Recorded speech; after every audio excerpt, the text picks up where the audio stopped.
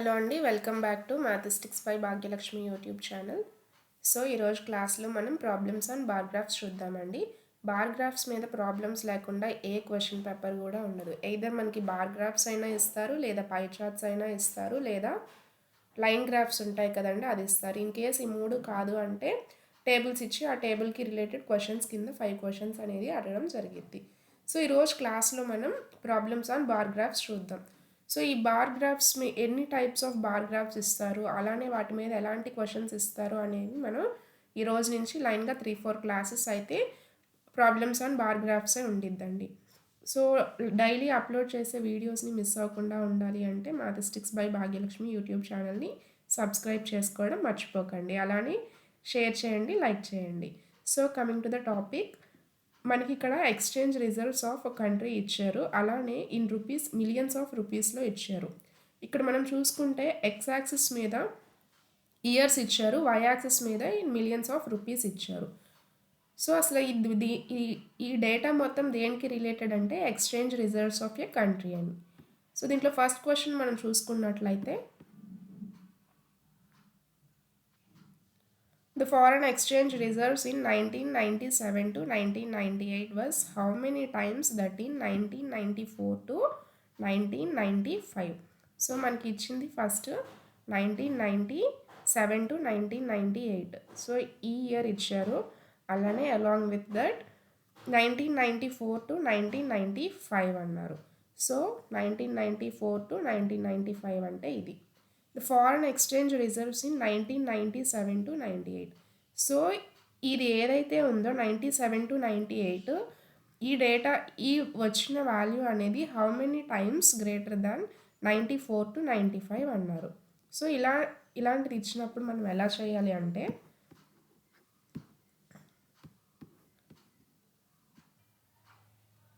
మనకి 1997 to 98 data ఎంత అండి, 5040. సో ఫస్ట్ 5040, తర్వాత 1994 to 95 డేటా ఎంత ఉందండి, 3360 ఉంది. సో 5040 డివైడెడ్ బై, కింద డినామినేటర్లో మనం ఈ సెకండ్ ఏదైతే వాల్యూ ఉందో ఆ వాల్యూ వేసుకోవాలండి. ఎంత, 3360. మీరు కనుక దీన్ని చేసినట్లయితే మనకి టోటల్గా క్యాలిక్యులేషన్స్ చేస్తే equals to 1.5 will be the answer. So మనం పైన ఇచ్చిన ఆప్షన్స్లో కరెక్ట్ ఏదండి, 1.5 అంటే option D. So option D is the correct answer. So ఇలా మనకి ఏదైనా సరే కంపారిజన్ అడిగినప్పుడు ముందు ఇచ్చిన 1997 to 1998 వాల్యూతో కంపేర్ చేసుకోమన్నారు, ఈ వాల్యూ. సో ఈ వాల్యూ ఏవైతే ఇచ్చారో మెన్షన్ చేశారో ఆ 2 వాల్యూస్ని మనం కన్సిడర్ చేసుకోవాలి. సో వీటిలో ఫస్ట్ 1997 వాల్యూ, 1998 ఈ వాల్యూ 5040 కాబట్టి ఈ వాల్యూ డివైడెడ్ బై 3360 ఈ వాల్యూ వేసుకుంటే మనకి ఆన్సర్ అనేది వచ్చింది. సో 1.5 అనేది ఆప్షన్ డి, కాబట్టి దీనికి ఈ క్వశ్చన్కి కరెక్ట్ది ఆప్షన్ డి. నెక్స్ట్ మనం క్వశ్చన్ 2 చూసుకున్నట్లయితే, క్వశ్చన్ 2 ఏముందండి, what was the percentage increase in the foreign exchange reserves in 1997 to 98 over 1993 to 94. అసలు foreign exchange reserves in 1997 to 98. So 1997 to 98 ఎంత ఉందండి, 5040. సో ఫస్ట్ అయితే మనం ఇక్కడ రాసుకుందాం. ఈ 1997 to 98 ఎంత ఉందండి, 5040.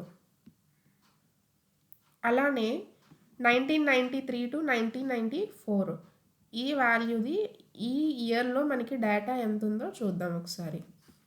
93 to 94 అంటే ఇది. సో ఈ వాల్యూ ఎంత ఉందండి, 2520. కాబట్టి 2520. సో ఇప్పుడు ఇలా ఇచ్చిన డేటాని మనం ఎలా చేయాలి అంటే, ఫస్ట్ అసలు ఇంక్రీజ్ ఎంత ఉందో చూసుకుందాం.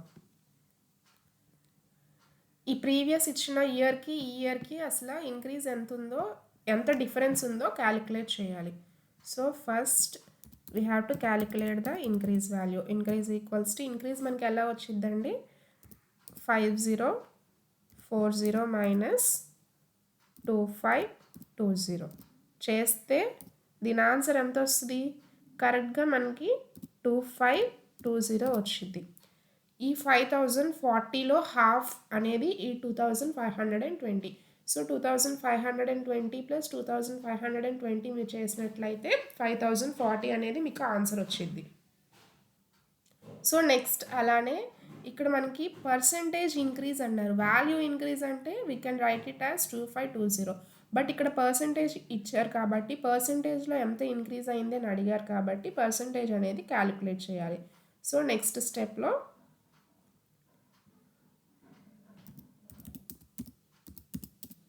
percentage increase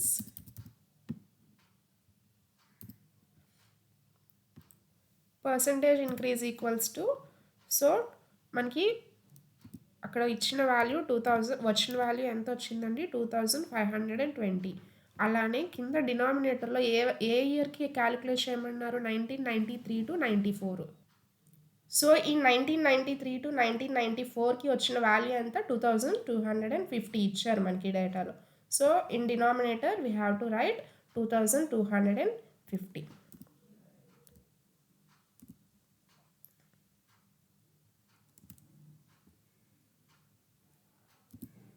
2520 వేసుకొని సో పర్సంటేజ్ ఎప్పుడైతే మీకు క్వశ్చన్లో పర్సంటేజ్ అనేది మెన్షన్ చేస్తారో మీరు ఇమీడియట్గా ఇంటూ 100 అనేది వేసుకోవడం అస్సలు మర్చిపోకూడదు. సో పర్సంటేజ్ అంటేనే మనం 100కి క్యాలిక్యులేట్ చేస్తాం. సో మనకి ఎప్పుడైతే అలా పర్సంటేజెస్ అనేది క్వశ్చన్లో ఇస్తారో అలాంటి కేసెస్లో మీరు వెంటనే 100 వేసుకోవడం అయితే మర్చిపోవద్దు. మీరు ఎప్పుడైతే 100 వేయరో అది పర్సంటేజ్ కిందకి మనం కౌంట్ చేసుకోం. సో దీనికి ఆన్సర్ ఎంత వస్తుందండి చూడండి. సో పర్సంటేజ్ ఇంక్రీజ్ ఎలా చేయాలి అంటే డిఫరెన్స్లో మనకి వచ్చిన వాల్యూ ఈ డిఫరెన్స్లో మనకి డిఫరెన్స్ ఇంక్రీజ్ ఎంత వచ్చింది 2520 డివైడెడ్ బై మరి ఏ ఇయర్తో కంపేర్ చేయమన్నారండి 1993 to 94 కంపేర్ చేయమన్నారు. సో 1993 to 1994కి వచ్చిన వాల్యూ 2520. సో డినామినేటర్లో కూడా 2520 వేసుకుంటాం. సో ఈ రెండు వాల్యూస్ క్యాన్సిల్ అయిపోతే remaining we will get 100. So 100% increase ఇప్పుడు ఎంత ఉందని చెప్పాలండి 100% ఇంక్రీజ్ ఉంది అనాలి. సో ఆప్షన్ అనేది ఏ. ఇవన్నీ కూడా ఆల్రెడీ ప్రీవియస్ ఇయర్ పేపర్స్లో వచ్చినవండి. సో మిస్ అవ్వకుండా ప్రతి ఈచ్ అండ్ ఎవ్రీ మోడల్ని చూడండి. ఇలాంటి మోడల్సే మనకి ఎప్పుడు రిపీట్ అవుతూ ఉంటాయి. ఇవి కాకుండా వేరే మోడల్స్ కూడా రిపీట్ అయ్యే ఛాన్సెస్ ఉన్నాయి. సో అన్ని క్వశ్చన్స్ అనేవి డైలీ అప్లోడ్ చేయడం జరిగింది. సో నెక్స్ట్ మనం చూసుకున్నట్లయితే third question, for which year the percentage increase of foreign exchange reserves over the previous year is the highest. So ఇది ఒక ఇంపార్టెంట్ మోడల్ అని చెప్పుకోవచ్చు అండి మనకి వచ్చే క్వశ్చన్స్లో. సో కాంపిటేటివ్ ఎగ్జామ్స్లో ఇలాంటి టఫ్ క్వశ్చన్స్ అడిగే ఛాన్సెస్ అయితే చాలా ఎక్కువగా ఉన్నాయని మనం చెప్పుకోవచ్చు. సో మీరు ఇక్కడ క్వశ్చన్ చూస్తే ఫర్ విచ్ ఇయర్ ఏ ఇయర్లో the percentage increase of foreign exchange reserves over the previous year is the highest. So ఇచ్చిన ఇయర్స్లో ఏ ఇయర్లో ప్రీవియస్ ఇయర్తో కంపేర్ చేసుకుంటే నెక్స్ట్ ఇయర్లో పర్సంటేజ్ ఇంక్రీజ్ అనేది ఎక్కువ ఉంది. ఫర్ ఎగ్జాంపుల్ నేను ఎక్స్ప్లెయిన్ చేస్తాను, ఒకసారి చూడండి. సో మనం ఈ బార్ గ్రాఫ్ చూసినట్లయితే దీంట్లో 1991 to 1992 కంపేర్ చేసుకున్నప్పుడు ఈ వాల్యూ అనేది పెరిగింది. చూడండి ప్రీవియస్ ఇయర్తో కంపేర్ చేసుకున్నప్పుడు నెక్స్ట్ ఇయర్ ఇక్కడ పెరిగింది. అలానే ఈ ఇయర్తో కంపేర్ చేసుకున్నప్పుడు ఈ 1994 to 1995 పెరిగింది. చూడండి గ్యాప్ అనేది. అలానే మళ్ళీ ఈ ఇయర్తో కంపేర్ చేసుకున్నప్పుడు ఈ 1996 to 1997 అనేది ఇంక్రీజ్ అయింది. సో ప్రీవియస్ ఇయర్తో కంపేర్ చేస్తే నెక్స్ట్ ఇయర్ ఇంక్రీజ్ అయింది. అలానే ఈ ఇయర్తో కంపేర్ చేసుకున్నప్పుడు ఈ ఇయర్ కూడా మనకి ఇంక్రీజ్ అయితే జరిగింది. సో ఈ ఇంక్రీజెస్లో ఏ ఇయర్కి ఎక్కువ పర్సంటేజ్ ఆఫ్ ఇంక్రీజ్ అనేది జరిగిందో మనం క్వశ్చన్లో ఆన్సర్ చేయాలి. సో దీనికి ఎలా ఆన్సర్ చేయాలి అంటే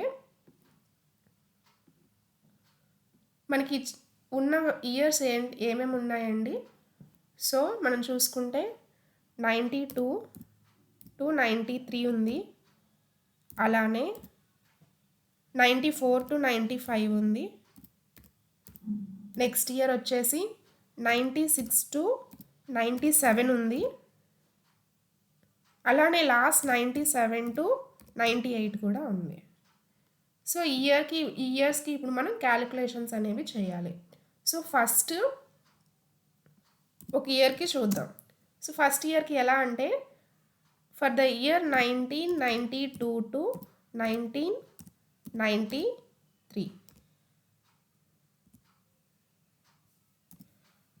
సో దీనికి ఎలా క్యాలిక్యులేట్ చేసుకోవాలి అంటే 1992 to 1993 వాల్యూ ఎంత ఉందండి చూడండి. 1992 to 1993 మనకి ఉన్న వాల్యూ 3720. అలానే ప్రీవియస్ వాల్యూ ఎంత ఉంది 2640. సో ఇప్పుడు మనం ఎలా చేయాలి అంటే 1992 to 1993 పర్సంటేజ్ ఇంక్రీజ్ కావాలి అంటే ఈ 3720 మైనస్ 2640 డివైడెడ్ బై ఈ ప్రీవియస్ వాల్యూ 2640 ఇంటూ 100 చేయాలి. సో ఇంటూ 100 చేస్తేనే కదా మనకి పర్సంటేజ్ వచ్చింది, కాబట్టి ఇంటూ 100 అనేది మనం చేయాలి. So 3720 minus 2640 divided by previous year value ఎంత అండి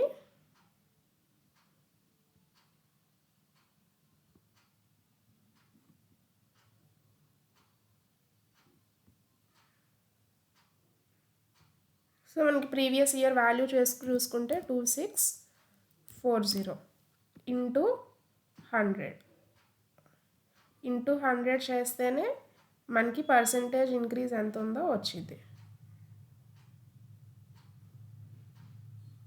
ఈక్వల్స్ టు సో మీరు దీన్ని పర్సంటేజెస్లో చేస్తే వచ్చే వాల్యూ 40.91% అనేది వచ్చింది.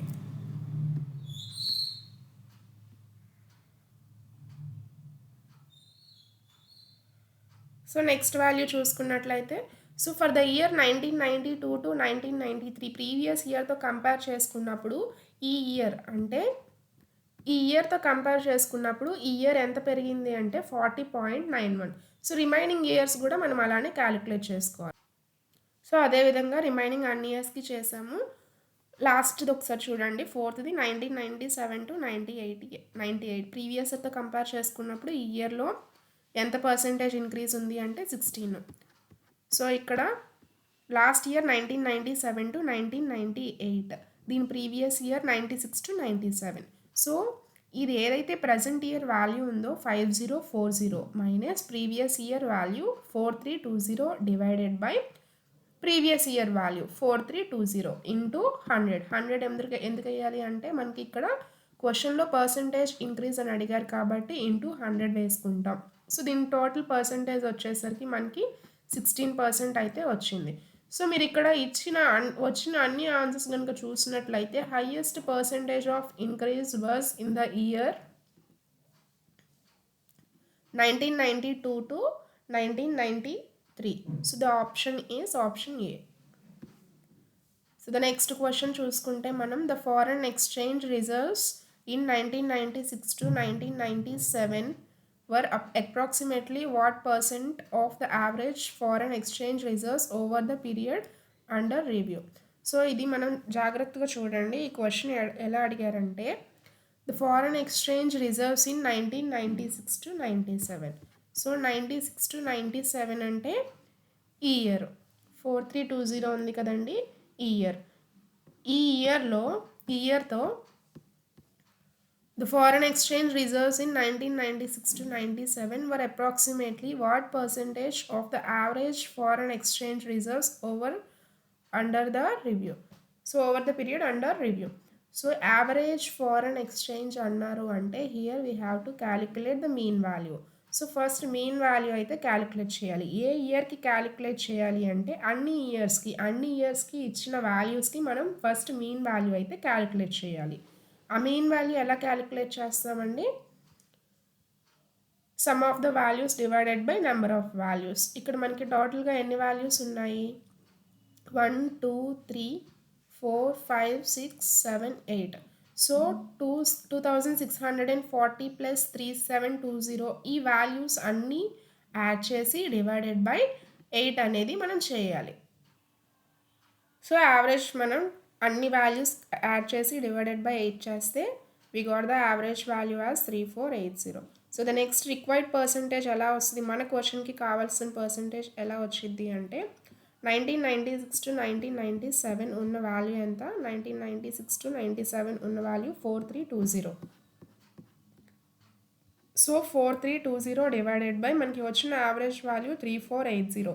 పర్సంటేజ్ కావాలి కాబట్టి ఇంటూ 100 వేసుకుంటే the total percentage is 124. This is approximately equals to 125. Approximately equals to 125. So ఇందులో మనం చూస్తే option D is the correct one. So fourth క్వశ్చన్కి ఆప్షన్ డి అనేది కరెక్ట్ అండి. సో నెక్స్ట్ క్లాస్లో ఇంకొక ప్రాబ్లమ్స్ ఆన్ బార్ గ్రాఫ్స్ అనేవి చూద్దాం. సో డైలీ ఇలా బార్ గ్రాఫ్స్ కానీ పై చార్ట్స్ కానీ ఏదో ఒకటి అప్లోడ్ చేయడం జరిగింది. క్లాసెస్ని మిస్ అవ్వకుండా ఉండాలి అంటే మ్యాథమెటిక్స్ బై భాగ్యలక్ష్మి యూట్యూబ్ ఛానల్ని సబ్స్క్రైబ్ చేసుకోండి, అలానే లైక్ చేయండి, మీ ఫ్రెండ్స్కి కూడా షేర్ చేయండి. Thank you.